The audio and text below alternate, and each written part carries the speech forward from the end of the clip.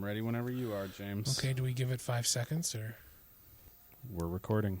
Hello, friends, and welcome to the premiere episode of our new podcast, provisionally titled Your Basement Podcast. Okay.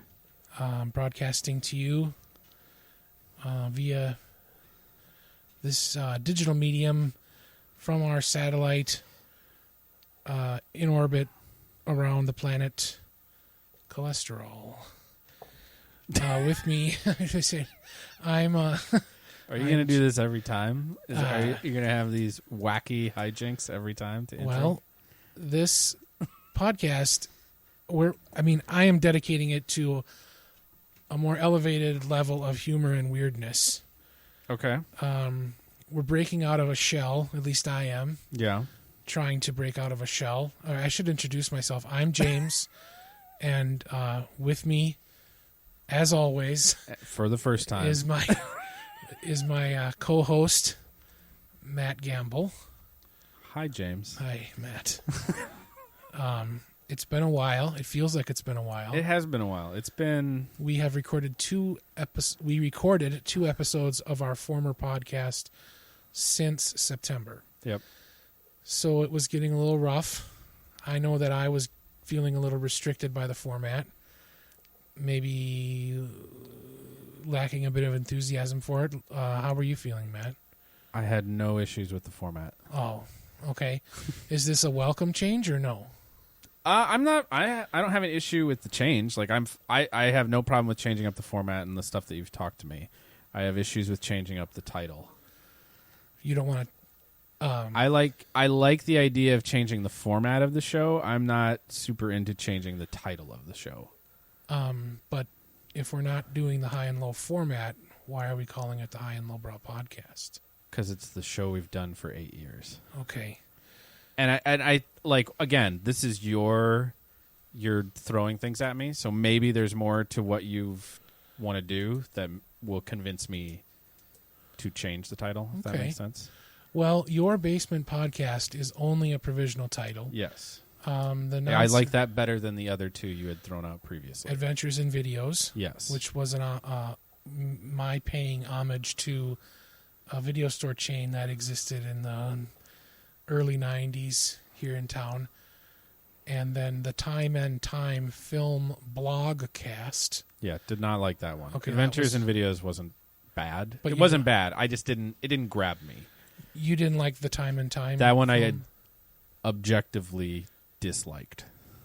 Really? Yes. Okay, because that was my preferred title. Of course it was. Because I want to maybe talk about the concept of time. Every show? Maybe a little bit.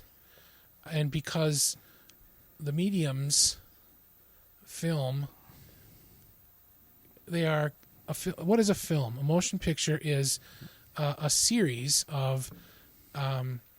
it's a rapid succession of carefully laid images that creates the illusion of movement, but the movement takes place in time. Okay? The Time and Time film blogcast. Okay. Was kind of... Blogcast? Yeah, it was Blogcast. Blogcast. Because... we have a blog? Well, yeah, I mean, maybe it was a kind of a blog format to the podcast. Okay. But I guess I was hoping to talk about one film each podcast. Okay. And spend more time on the one film. Can I interject really quickly? Go ahead, yeah, sure. Off tangent? Sure. Your levels are pristine right now. Are they? Yes. Okay. So we've Matt's that's what you call a callback to 8 years of podcasting of you asking how your levels were. But this is really something. If you can imagine, we're in Matt's basement. Mm-hmm. The lights have been turned low. Lights turned low. Mood lighting. Would blue. you like some? I can light some candles. Okay, maybe. I don't know. I've got some horror themed candles, security candles around here somewhere. Well, Those up there? Up there. Oh. We could fire those suckers up. Really give it a nice, creepy vibe. We'll see where the mood takes us. Okay. I mean, if you want to fire them up, you're certainly welcome to. I wouldn't object. Okay. So tonight we're going to be talking about the film The Beastmaster. Yep. Directed by Don Coscarelli. Yep. The great Don Coscarelli of Phantasm and Survival Quest fame. The great Don Coscarelli. It's kind of a bridge of sorts because Beastmaster was to be one half of the episode of High and Lowbrow that we were set to record that just wasn't happening. Yep. Anyhow... And it's a movie you had never seen before. Right. I had seen bits and pieces on television. Sure. I was familiar enough with it that I could kind of, understand if somebody was talking about it, but I had no idea what I was in for when I sat down to watch it for 2 hours. Matt's taking notes. Yeah. A mood struck me. Okay. But part of this new format is the introduction of, what did I call them? Oh no, I'm looking at the wrong paper. Never mind here. Would you like the lights turned back up? No, because this is backlit. This is backlit. But I'm not starting well. You're doing just fine. Okay, segments, that's what they're called. Segments. Yes. Where we'll have formal segments. Okay, you want formal segments now. I would like to begin with a kind of what we've been watching, what we've been doing, what information we've been receiving, okay, activities. I don't want to, I want each episode to exist independently in the time stream, so that people can listen to them in any order that they like. Right. So no one episode is going to be hopefully dependent on another. Of course, they're going to happen or in order, but the time will be marked by events, okay, not by dates. Okay. Okay. So, for instance, premiere episode, what is an event you would say corresponds with the recording of this premiere episode that has been important or memorable or unfortunate, whatever. Am I supposed to just come up with one off the drop of the hat? If you like, yes. Like,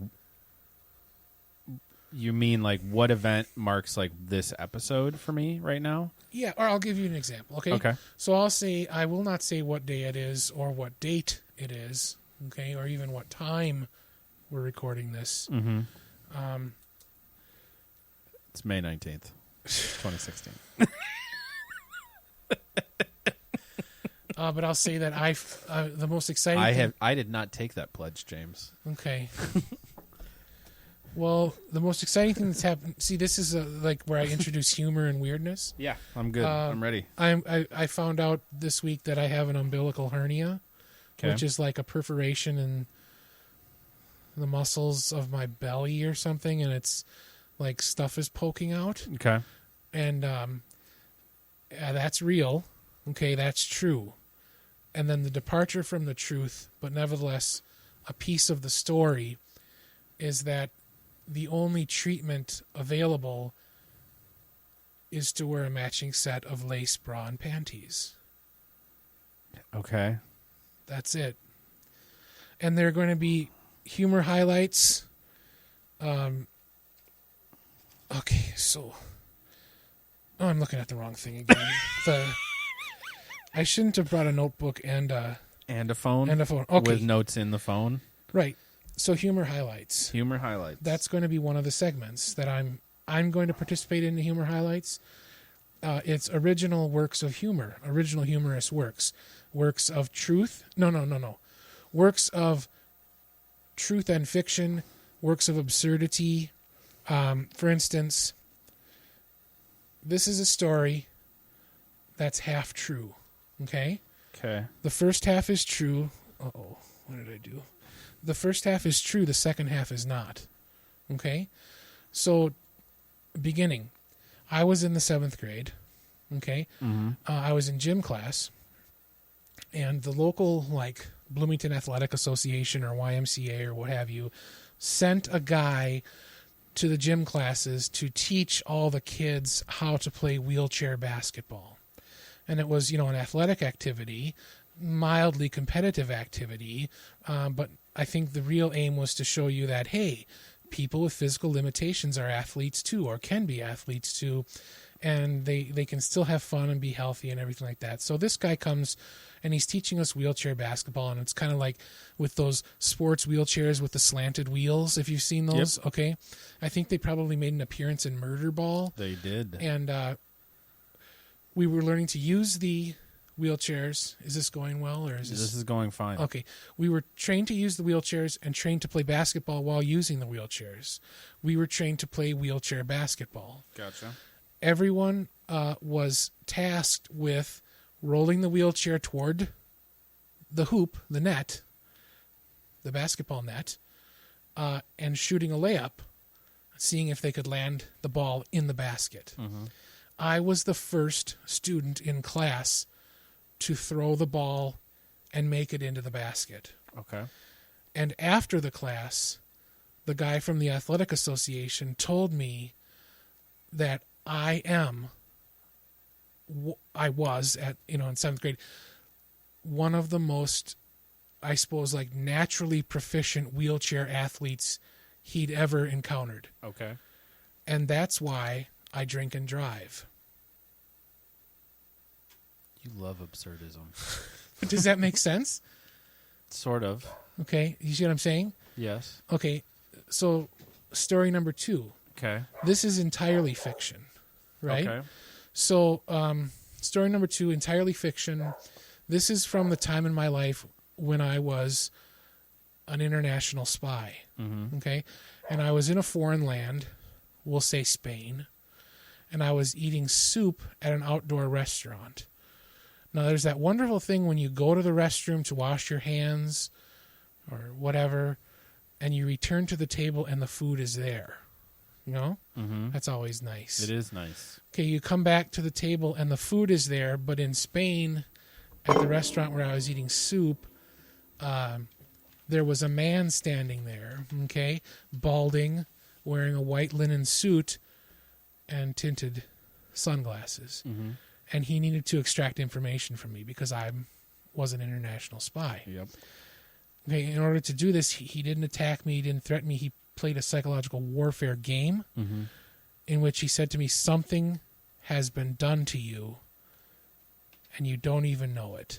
Okay?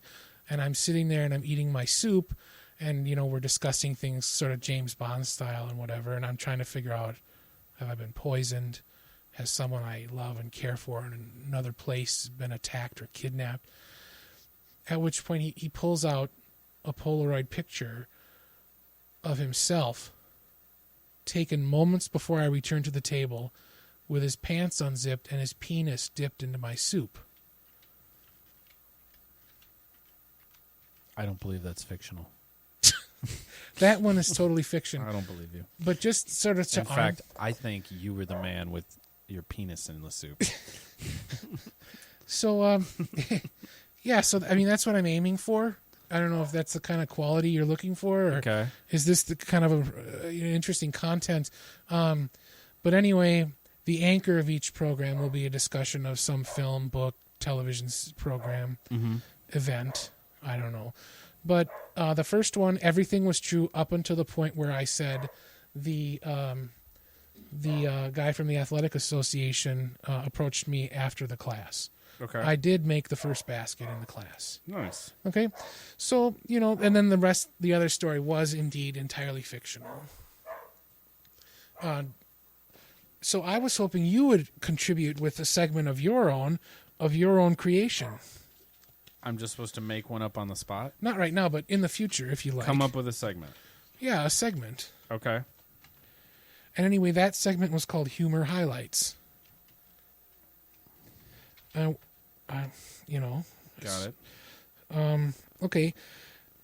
My actual event, the whole umbilical hernia thing, true.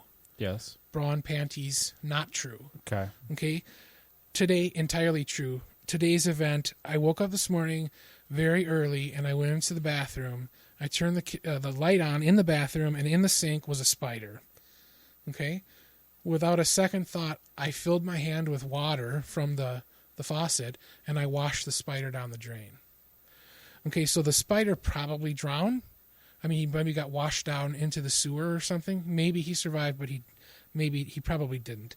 Then when I left on my way to work on Bloomington Ferry Road, I saw an ash-colored dead cat with a blue collar lying in the road. Well, that's upsetting. Yeah. I turned off Bloomington Ferry Road onto Anderson Lakes Parkway, approaching the highway, and I saw a woman pulled over with her hazard lights blinking, kicking the dead body of a squirrel off to the side of the road. I presume she ran the squirrel over and for some reason didn't want it to lie in the road. Okay. So she was kicking the dead body of a squirrel over. Those three things happening probably within 2 hours of one another. It's an event in time that will mark... That has a common theme. Yeah. Excellent. Yeah. And we'll mark the time with those three events. You see what I'm saying? Okay. I'm picking it up. Okay. So yeah, that's what I've got on the phone anyway. Do you have anything you want to just throw out there, contribute, anything that you imagine some of our friends who are listening might want to know or anything? About me or just in general? Or about you or in general? We can talk about that I'm going back to school. Okay. I've been in school for several months, actually. Fire away, because I did not hear much about this until today myself. You did not. So fire away. Mm-hmm. I don't have a ton to say other than I am going back to school. Okay. And I'm currently enrolled in a communications program to finish up my degree. And yeah, my final for my first class is next weekend, or next week is due. Okay. And I'm pretty much done already, which is nice. And yeah, so far I'm liking it. It's an entirely online course. The program is entirely online, and that's been interesting. It allowed me to set because of school, I was able to negotiate kind of a set work schedule, so I can have set times that I know I can get schoolwork done. And yeah, so far it's going well. You're finding it rewarding? Somewhat. Like, I think the initial class is pretty... Like, the first class is the class that every student is required to take. Mm-hmm. And it seems very much geared around, like, just teaching how to do a class online. Okay. Under the guise of it being, like, a class on leadership. Okay. But it's a lot of about, like, here's how you use the library. Here's how you do this. Here's how you do that. And it's incorporated with each assignment. And they kind of just build off one another till you have, your final project. That is one thing I also kind of like. Like, everything is geared towards you do a portfolio project at the end of each course. So at the end, the idea is whatever major you're in, you would have essentially a portfolio of your work that you could then use as an initial, like, this is the stuff I've done. So as a communications major, like, here is this project proposal I did. Here's this PowerPoint presentation I did. Here's this grant I wrote, or whatever it is. Oh. So all that stuff is there. Like, so you have examples of your work that could be applicable to an actual career. Okay. Which was one of the things I liked about the college that I'm going to. And yeah, so far so good. Very cool. I'm excited for you because I loved going to school. You do love school. Angela loves school too. Yeah. Which is weird to me. I don't love school. I mean, if I had my way, I would be in school right now, but I'm not. But I'm glad for you. It's cool. Yep. And anything else? Anything in general? Anything in general? What have you been watching? What have you been reading? I have watched a lot of movies. Yeah. I am currently reading. I'm blowing through The Last Apprentice series, which is a young adult book series. which is kind of a darker version of Harry Potter. Lots of people die. Pretty much a character dies every book. It's a young adult series? Yes. Okay. Yeah, I like it. I think it's. I don't know if it is British, but it's clearly set in a land that is supposed to be Great Britain. And yeah, it's about a boy who learns how to be a spook, which is essentially a monster hunter. What do you think is the cause of this sort of resurgence of YA, young adult fiction? It sells. It sells, but why does it sell? I think it's. I mean, it sells because it appeals. It's similar to like the PG-13 for movies. It appeals to adults and kids. Like it has a much broader base. Okay. By being young adult, like this book is aimed at 10 to 14-year-olds, but it's certainly sophisticated enough that older adults can read it, younger kids can probably read it, and like that's how Harry Potter was. Like, and I think a lot of it is based on the fact that Harry Potter sold billions of dollars of books as a series that initially started for pretty young kids. Like the first 2 books are pretty simplistic and became more sophisticated throughout the series. Okay, cool. I myself, gosh, I haven't been watching and reading much. Yeah. I have not been listening to much other than I had a kind of a fit of a sort of a fit of pique about a month ago when I was sort of, wondering about an old Black Sabbath album. Mm-hmm. Excuse me, Jesus. And this was a later Black Sabbath album, basically when Black Sabbath was the Tony Iommi band, right? Yep. He was it. And I went on the official Black Sabbath website to find out that the official Black Sabbath discography only includes the albums they recorded with Ozzy Osbourne. That's interesting. Yeah. It doesn't explicitly state this is the official discography, but if you click the link for discography, all you see are the albums they recorded early on with Ozzy, and then when they reunited. With Ozzy. Yeah. That wasn't even that long ago, was it? Well, maybe 10 years ago? So, Ronnie James Dio, not on there. That's really interesting that Dio wasn't on there. Yep. Because they were still pretty popular while Dio was... They were. And some of their greatest music was made after Ozzy. And so I tracked down an album called Eternal Idol, featuring... It was basically Tony Iommi, and I don't know the other band members' names, unfortunately, but I do know that the vocalist was named Tony Stewart. And I've been listening to that, and it's a good album. Mm-hmm. It's not great, but it's a really good album. And there's one track on there, Eternal Idol, the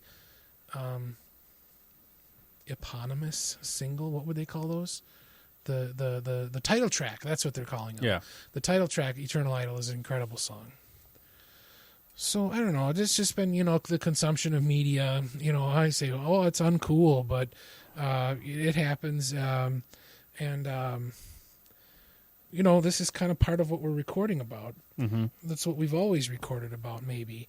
So let's get to Beastmaster. I mentioned Don Coscarelli. I don't want to belabor it. Sure. I think most of our listeners are at least peripherally familiar with the movie.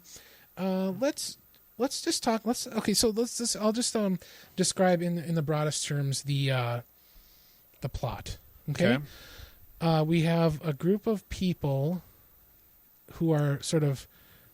This is what I gathered, okay? Because I had a little trouble with the plot. Okay, which it might be a little silly to for someone to hear that, but I had a little trouble with the plot. So here goes. There's a group of people, okay?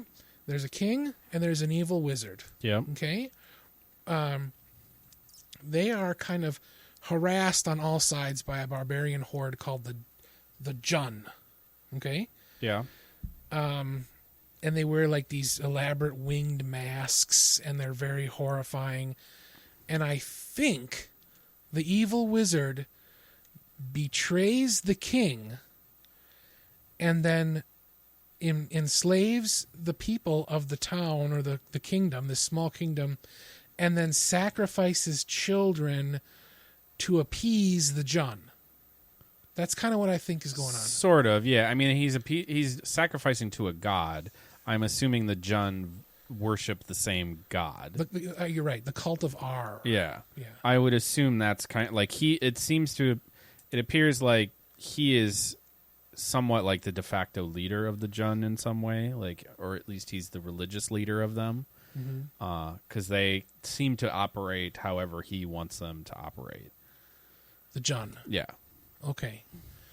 And it's almost a kind of Moses from the book of Exodus type story. Yep. Where a young child is, sent away or escapes this edict by this wizard Mayax. Yeah, it's an infant baby that's supposed to be sacrificed the moment it's born. Or not even before that. It's supposed to be cut out of the mother. Because there's a prophecy, or these three witches prophesied that the son of the king would kill Mayax. Yep.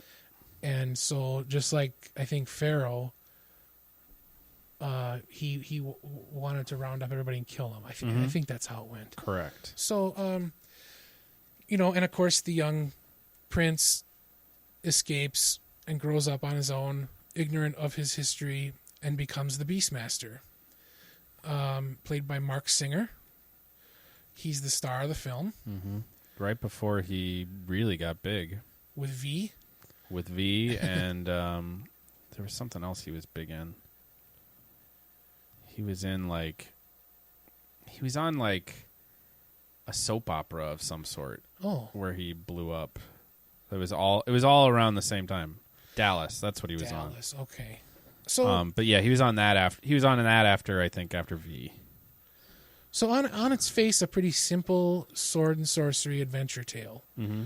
I'll go on record. Let me see. I enjoyed the film quite a bit. I had a little trouble with the pace of the film. Mm-hmm. It felt at times like it slowed down when it should have just kept going. And the plot, it seems spread out among too many interests. Okay?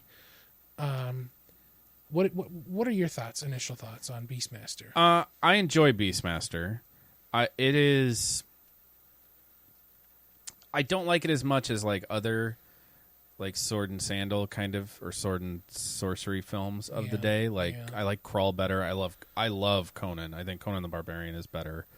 I might even enjoy Conan the Destroyer more, even just because of how goofy it is. Like, it is just so campy and ridiculous. Right. While the Beastmaster really tries to be serious for the most part. Like, there's some humor, but it's trying to be a very, like, it's trying to be an epic in a lot of ways. Mm-hmm. Although I don't think it really feels like it outside of the fact it's long. Yeah. Its pace is uneven. Yeah, that's a good word. Uneven. And, uneven. Yeah, and like the ending drags. I think there's better versions of this movie out there. Like, I like Willow better, and I one of the things that's interesting. Like, it'd been a while since I'd watched it. Like, I own the movie, and I watched it a ton when I was young, and liked it, and enjoyed it. And I mean, it was one of the first movies I saw nude women, like, right, and not just any woman, Tanya Roberts, and a very attractive woman, and it's just kind of, I don't know, tonally it feels a little off. Like, it's not a well made enough movie to pull off how serious and straightforward it's trying to be. Okay, and it never really like Rip Torn's character seems ripe with being goofy and over the top, yet it never really quite is. And I just think it kind of struggles. Like, Coscarelli has made better films. He's made much better films. Yeah. And this is one of his earliest movies, and it'll always have a soft spot for me because I love Coscarelli. But yeah, in general, I think it's a flawed movie. I think coming in without having like the nostalgia for it, I can't see a lot of people going, "Oh, this movie's great." Like as a kid, I think it works pretty well. Yeah, because you're talking about like this is the same time I was seeing like Manimal on TV and stuff. Like this idea of this guy that could control animals, and the animals, for the most part, are kind of cool. Like he's got this giant gold eagle, he's got a black tiger, and then he has his 2 ferrets, which are supposed to be the comedy relief, but never really seem to work out as comedy relief all that well. But yeah, I mean, it's a movie I enjoy, and I was happy to watch it again. It's not a movie that I have like this deep feeling for. Like I would like Conan the Barbarian. If people don't like it, I will defend that movie. Same with Willow. Like I'll defend both of those. And Beastmaster, like I can just understand if people watch it and go, "What is this?" Like it's way too long. It is for what it is. It's a good half hour too long. Yep. And it essentially has 2 endings, 2 final battles. Yes, it does. Which is also a problem. I thought the same thing, yeah. Yeah, like the second battle, you're almost like, I like watching it again. Like even though I know what happens, I'm still thinking, I'm like, the way this movie is paced, you almost get the idea like there's not going to be a battle. Like they'll just show up and go like, oh, this is our new leader, and the movie will end. Yeah. And instead, it becomes this big set piece action sequence that goes another 10 minutes. Right. And then there's a prologue.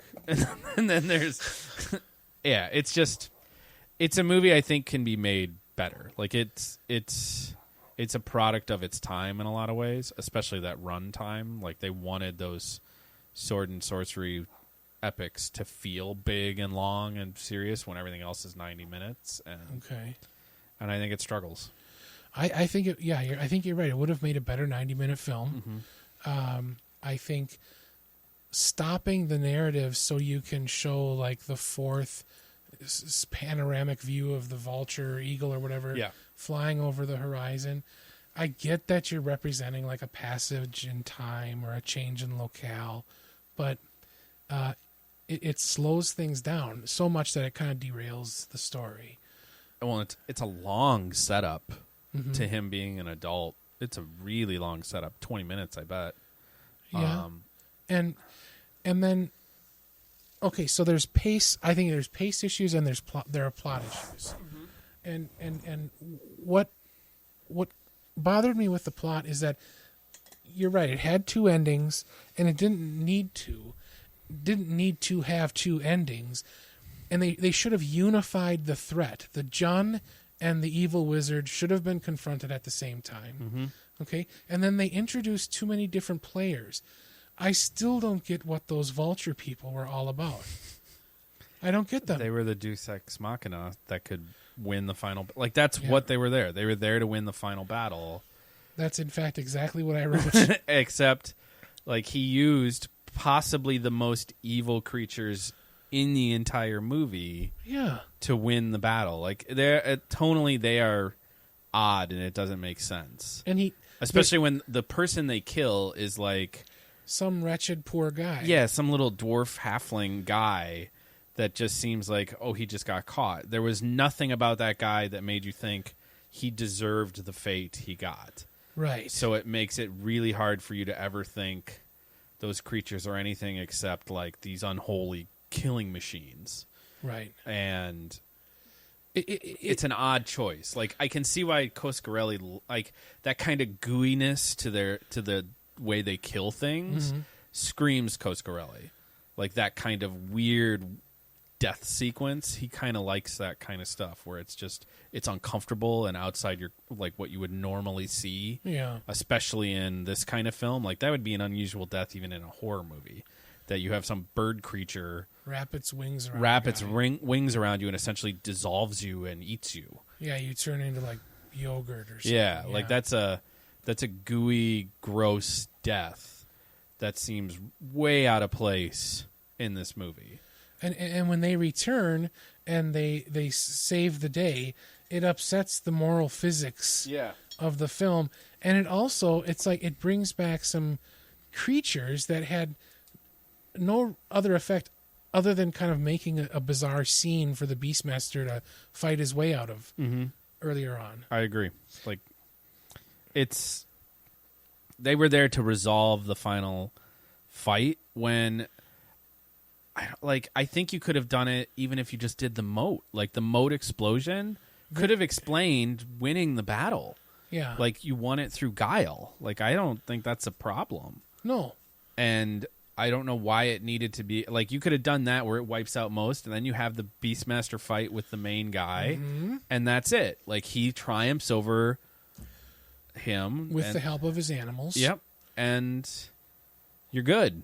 You don't need to have these whatever swoop in and eat everyone. Right. and on top of it, it also has that, like... At no point does the Beastmaster trust them, and it's never conveyed in any way, in any interaction he has with them, that he trusts them. In fact, he's terrified of them. Yeah. And so it makes even less sense that, like, this is what he resorted to win this battle. It's just bizarre. It is strange, and that's why you kind of think of like.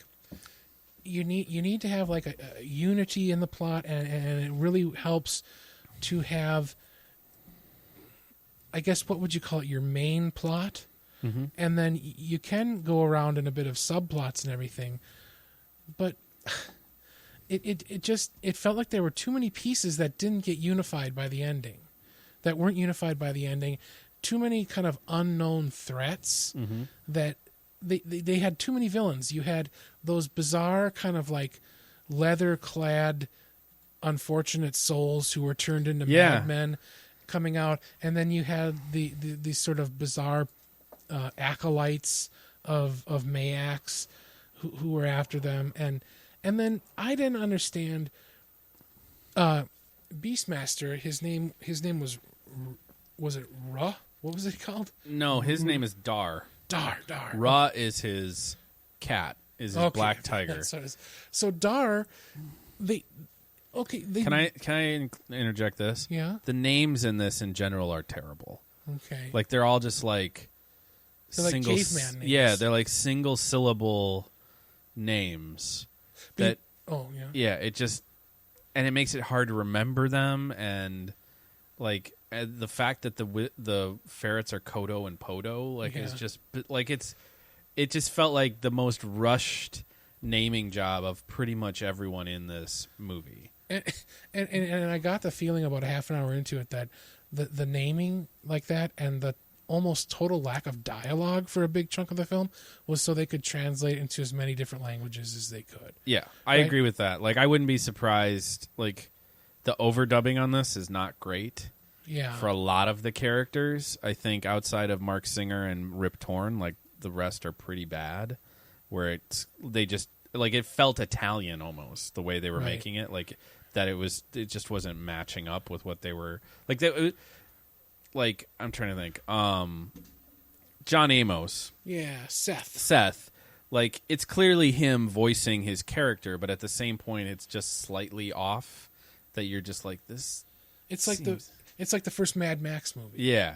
Where if you see the right one, it's Mel Gibson's voice, but it's not quite there. Yeah, it's just it feels fake. Like, this was done in post and overdubbed over. Like, they just hadn't, like, that. I mean, that's the standard nowadays in movies. Like, everything's overdubbed. Is it? I didn't know that. Yeah, like, pretty much everything is. And it feels off. Like, it's just not quite synced accurately. Okay. And so it just gives it an odd feel. I also noticed there's like some weird ways things were shot, at least in I have I think it's the remastered DVD, whatever it was. It used to be crazy expensive. And the scene where he first meets Tanya Roberts with the tiger, and they're like going back and forth to their headshots. Like, whoever was standing up talking, Tanya Roberts. Yeah, well, it was mainly her, but it switched. At a certain point, they flipped places. Right. But like, she was like crystal clear. Yeah. And then him was all grainy and like like they had completely filmed them on different film stock or in a different way in different locations, and like it happened. And then I was just like, well, maybe it's just Tanya Roberts is just requested to do this. Like that was one of the big things with like Moonlighting is Sybil Shepherd requested, like it was in her contract, she always had to be soft lighting. Oh, okay. So every time you see her in Moonlighting, she's softly lit. Like, and so it doesn't matter whenever anyone's in there. Like that's just the way it was to make her features look nicer. And so I'm just watching. I'm like, well, maybe she had that stipulation. Like, she was in like Playboy, wasn't she, or something? Yeah. And I mean, she was in A View to a Kill. Yeah, she like was so a she was Bond girl, kind of a. She was kind of a name, not like a huge name, but she was a name. So Right. she might have had like, and this is probably a pretty small film, like $8 million budget. yeah. I mean, so it's, I mean, decent budget, but this is not like Rip Torn is easily the biggest cast member in it. Like it's Yeah. not even close. And he's excellent. by Yeah, the way. and but even at this point, like Torn is not like this box office draw. Like No. he's a name, he's recognizable, but I mean, Singer had done almost nothing. John Amos was probably not known at all. He was like, the dad from Good Times. Yeah, And he but- was in Roots by now. There we go. Yeah. Yeah. So like, I mean, he's certainly recognizable, Right. but it's certainly not like this cast where you're like, okay, this, and you don't like, yeah, the barbarians and stuff. Yeah, they literally had a couple hundred horses running around. Like that stuff clearly cost some money. The pyramid set, they could run up and down it. Like that costs some money. Yeah. But it doesn't ever look like an expensive film. It doesn't ever look like Conan the Barbarian. Yeah, and so I'm just like, when you watch that camera stuff, it just really stood out. Like, well, were they tight on budget? Was like, what is going on that it looked like this, that you didn't have consistency with it? What I thought it looked like, at first I thought, why are they filming one shot in 35 and another in 16, right? That's what I thought at first. But then on closer inspection, it almost looked like they had taken like a wider shot of Singer Oh, and kind of like zoomed in on it or something and blew it up in a way. and that's what caused it? And it kind of like, exposed more of the grain that way. Maybe. That's kind of what, but it did. I noticed that it went back and forth, and it felt like something had to be hobbled together after filming. Mm-hmm. But before we get too far from the plot, Yeah. I also want to bring up that they needlessly complicated the father-son relationship between the king and Beastmaster. They didn't have to introduce a second son. Okay. No, I like that. It's done really kind of half-assed, too. Yeah. Like that he's suddenly the son of the king. And spoiler alert, Adar, Beastmaster, returns to the kingdom, and his father essentially rejects him and foolishly walks to his own death. Yes. So there was no kind of satisfying unification between the two. Yeah, it's not handled well. I really liked, though, the idea that the king was so obsessed with beating Mayax that he just ignored everything. Like, I liked that idea. I liked how that scene between him and Amos ended very much, where, like, Amos is like, they figured this out, we can't do this, and he's still so obsessed he does it, and Amos, like, rather than show the fight, Amos just goes, we're doomed. Yeah. And then the next scene, you find out, yeah, they lost. And I really liked that. I thought that was one of the few times where it was able to tell the story just through very simple dialogue. It didn't have to dump exposition. It just let the characters kind of act in a scene. And I think that worked really well. Okay, yeah, I agree. I think that did work well. It felt terribly anticlimactic, though, at the moment. Yeah, I mean, once you get to the portion of, like the father is killed and all of that, like the battle scene then after that where Dar comes in to rescue him, and there's no resolution between him and his father. None. Just seems pointless. Yeah. And I didn't get why they made that choice. Possibly there was another layer of complexity that I didn't quite figure out on the first viewing, because Mayax at the beginning of the film, regardless of his bizarre practices and these cursed witches he has with him, he's working for the king in the beginning. He betrays the king, okay, but the king was employing the dark arts with Mayax's assistance. So the king is not sort of coming to this with clean hands, you know? Yep. But I think that's an awfully charitable interpretation. Yeah, I would also, going off of that, like, I really like the introduction of the two at the beginning of the film. I liked the scene between them. I liked how Torn had such a command over the people that followed him that they committed suicide for him. Mm-hmm. Like, I thought that worked really well. And that setup of their conflict worked really well. I would agree. Like, the way they resolved all of it just felt rushed and just not well done. Yeah. It didn't seem to be well unified. Mm-hmm. So, okay. Here's another opportunity they missed. There was a second final showdown between the Jun leader and the Beastmaster. Mm-hmm. There's a masked villain through the whole film. Why doesn't he get his mask pulled off? Why can't you see his face? Even if it was going to be a Beyond Thunderdome like unmasking of some like bizarre thing where it kind of twists the plot or something, which would have been foolish that late in the movie. But anyway, you need to see the guy's face. Don't you? I don't know. Yeah, I mean, the way they kept focusing on the fact he had a mask kind of were setting you up like maybe this is someone Dar knows in some way. Mm-hmm. But yeah, I don't know. Like, I didn't. There's such a thing as like a dramatic reveal. No, like a dramatic sense. Mm-hmm. Something maybe makes sense dramatically, and that's because I feel like resolution, in a work of art, a story. No, not resolution seeking conflict. Conflict seeking resolution. So if there's a conflict or a complication, you want to see it satisfyingly resolved. That's kind of the contract you go in when you go to see a narrative film. Something like a Sword and Sandals adventure film, doubly so. Mm-hmm. And I don't think we got that with the Jun leader. I don't think we got it with his father. I don't really think we got it a whole lot with Mayax. Yeah, I mean, I guess I wasn't super obsessed with seeing the reveal of his face. I guess for me, like, the bigger thing for me watching that was how much Willow took General Kale from that. At the same point, I'm also watching Beastmaster, and I'm like, I also looked up. I'm like, God, like, is Beastmaster just ripping off Conan the Barbarian too with the pyramid and the sacrificing? Like, but they were made essentially at the same time, right? And it was just odd. Like, it just felt very strange that, like, I'm seeing all these references that feel like references to other movies.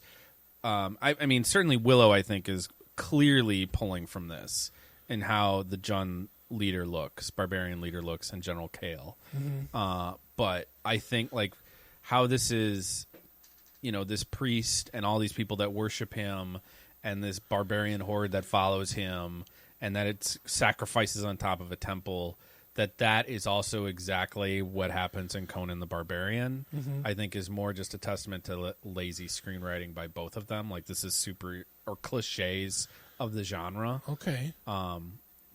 It's an evil wizard versus the man that's great with the sword. The physical strength versus the mental strength, or whatever you want to put it as. And yeah, that was the stuff that I was more focused on, rather than like, I want to see this guy's face. It was just like, God, this reminds me of Willow, and I like it, and that's just kind of where I was stuck with it. I thought of Willow a lot too while I was watching the movie, and Willow got it right when they made the general and Bavmorda, the evil sorceress. Mm-hmm. They were like a unified. Yep. Okay, and so they were a single evil that had to be vanquished or whatever. Yeah, they were the two heads. Like, he was the military head of her, and she was like the emperor, essentially. Like, she was the head of state while he was the head of the military, and that worked. Like, and I think in a lot of ways, I think Willow does the same kind of Moses story of the princesses that's going to kill Bavmorda, and she tries to kill everyone, and she's I think she is washed down the river and all that kind of stuff. And I think in a lot of ways, I think Willow and Beastmaster are incredibly similar in terms of plotting, and almost always I think Willow does a better job of it. Well, one of the criticisms of Willow has been that it's lockstep in time with the sort of hero's journey, the Joseph W. Campbell stuff. Mm-hmm.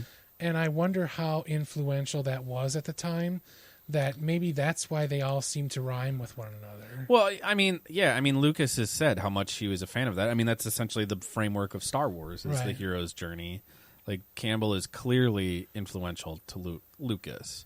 And I don't have a problem with it. Like, I think that's a pretty common, I mean, that's such an old universal tale that most, I don't know about most, but there's a massive amount of films, especially when you're talking like fantasy and sci-fi, that use that as the very baseline of what they're working off of. Right, and there's an incredible array of variables, ways of kind of riffing on that structure, that's why it keeps being used. I mean, it's still being used, right? Yes. And certainly, I'm not critical of it because of that, but I wonder if that might not be what is at work here when we're saying, gee, Conan was awfully similar to this film, with the relationships of the characters and the plot, but just the kind of the pyramid stuff and the Temple of Set symbol versus the kind of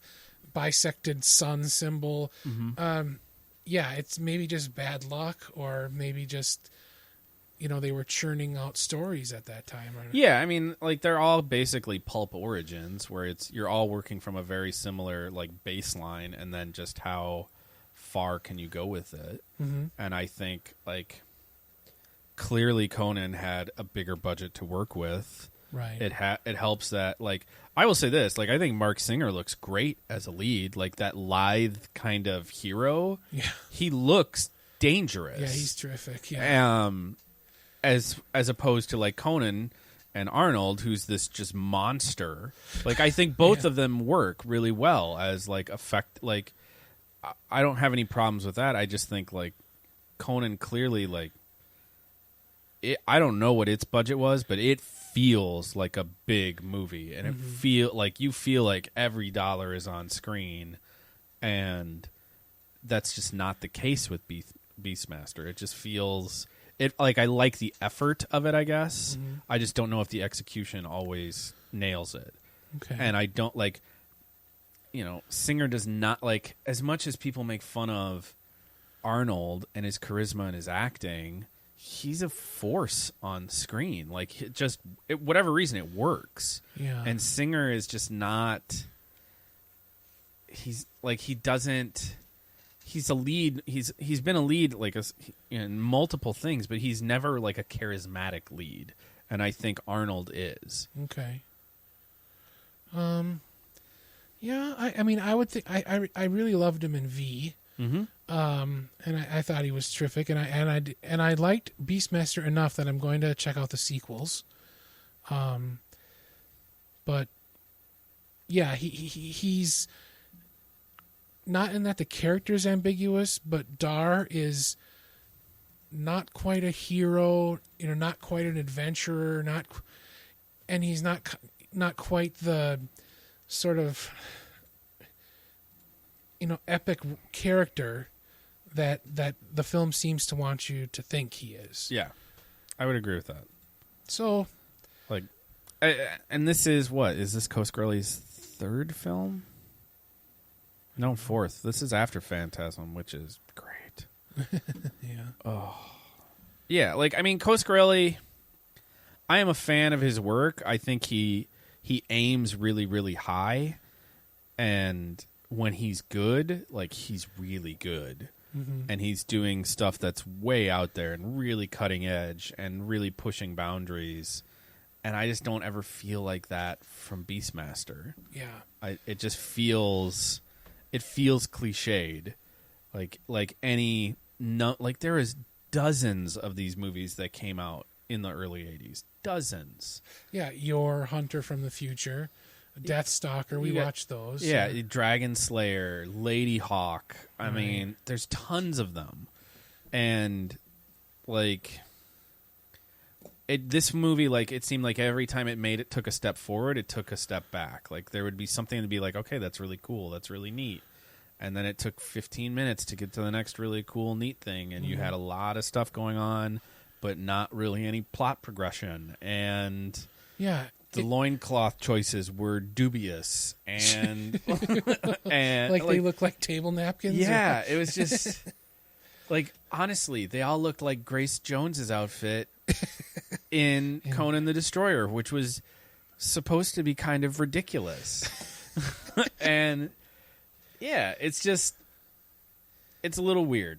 Like, and these little kind of foibles, in the pacing and the plot and whatever, they pull me out of the story. Yeah. They're stumbling. They're like catching your toe on a crack going down the sidewalk. It's enough to just disorient you and pull you out that it takes a little bit to get back into what you were doing. Right. It's not like super economical, like you get pulled into Mad Max 2, The Road Warrior, and it does not let you go until the end of the film.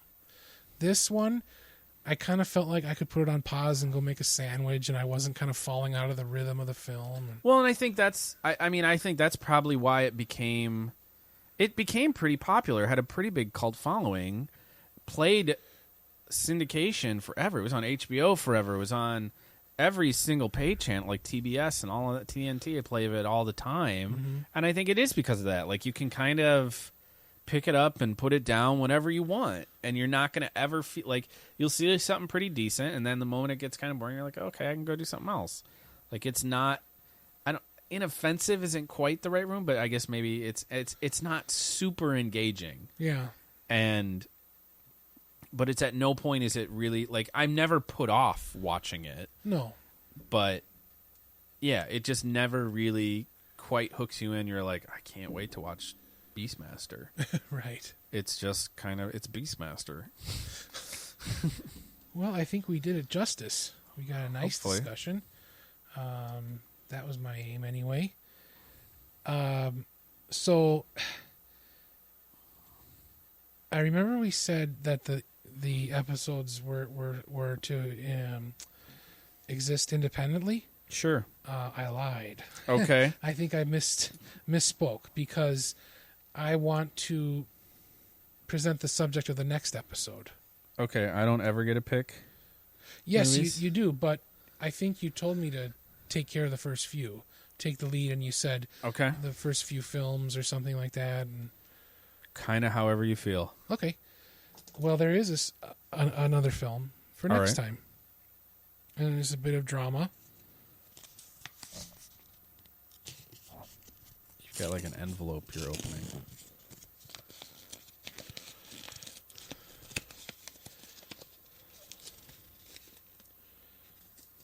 Fast forward to 1996. Okay. Director Simon Winsor's The Phantom, starring Billy Zane. Okay. So have you seen that before? No. Okay. I haven't, but I've always wanted to. Okay. So that might be kind of a theme of these first few episodes, tying loose ends, seeing things that I have not seen. But, yeah. So I've got the next show, or anyway, the film for the next show planned. And, but there's no sort of game selection. There's a little surprise, a little who's that's, a little what have you, a little riffing. Yeah, we're off to the next one. I think this was a success. You enjoy this session? Yes, I did. Are you missing the high and low format? Not yet. Not yet. We can always go back. This isn't set in stone. Sure. Another thing. So what is the goal for the show? To record more frequently? Like, that's my goal for the show in general, is if we have one film to watch, we can maybe record more frequently, because I guess we started 8 years ago, and I've seen other shows come along after we began that gained a wider following, maybe. Sure. And I think a lot of it has to do with the audience being able to rely on the content. And when we go like 4 months without recording an episode, I think Casper one time wrote that he thought the show was over because we went a long time. No, I mean, unless we do a weekly show, it is always going to struggle to get viewers. Right. Like, that's just the way, like, I mean, it's just like episodic television. Like, you need to have a regular set schedule that you do every single week. Yeah. Or whatever days you do it, like, you have to have it and you have to hit it. That's the case with Film Junk. I know. Tuesday comes, that episode's going to show up in my podcast feed. And when last week or the week before, Jay's film was, playing in Toronto, I think it was a day late because of all that. And I was on Tuesday. I thought, well, it's Tuesday. Where's my Film Junk? Yep. And we didn't see it until the next day, if I recall correctly. Correct. So you the audience coming to rely on something that's fun, and I don't think certainly there are many great things to emulate that the guys at Film Junk do, right? Sure. But we're not going to be regularly discussing current films. Nope. So I don't know that we'll ever achieve the audience that they have, but that's not really our aim. At least it's not mine. I mean, it's never been my aim. I love the small community of listeners that we have, loyal listeners, and I love, the whole Facebook thing and the chatting and stuff like that and commenting, and it's fun, fun. So I don't want it to come across like I'm not satisfied with what we've been doing, or the result of what we've been doing, or the way it's been received. But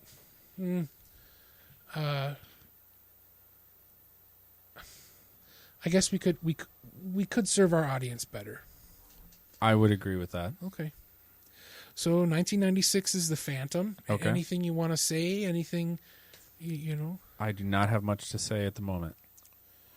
Okay. So would you give this so far? I'm happy with the way this has gone. Yeah. I am pleased. Yes, I think it went well. All right. And hopefully our microphones both work. Right. Okay. So, are we wrapping up then? I think we're wrapping up. Have you stopped recording? I have not stopped Okay. recording. To to say goodbye, please enjoy this portion of Sky High by Jigsaw. Goodbye, everybody. Matt, goodbye. Goodbye. Bye.